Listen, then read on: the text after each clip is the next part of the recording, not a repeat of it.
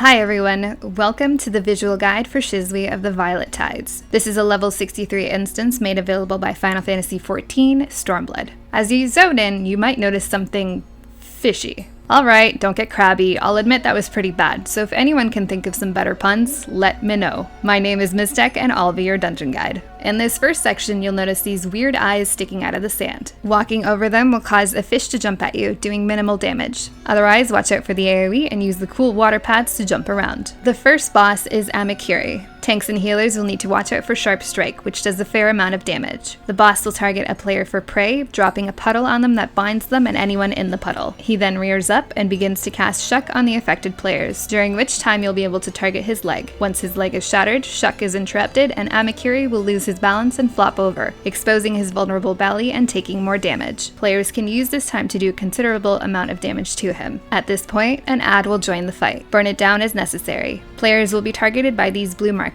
Spread apart to avoid splashing damage on each other. The puddles left behind will apply dropsy on players, so be sure not to stand in them. At this point, all mechanics including the ad spawn will repeat with some overlap. Handle each mechanic in turn and you'll have him down in no time. Up next, we storm through the palace, slaying anyone in our way. Watch for AoE and try not to get too dazzled by the amazing world detail. The second boss is Ruby Princess. You'll notice 4 chests around the room and the group should pick a specific chest to use throughout the fight. Tanks and healers will need to watch for Tornado Genesis, which does a fair amount of damage. Anytime the boss moves to the middle and casts a deuce, players should step into their treasure chest to receive the buff Old. Being old obviously makes you immune to seduction, allowing you to easily avoid Coriolis Kick, the next point-blank AoE attack.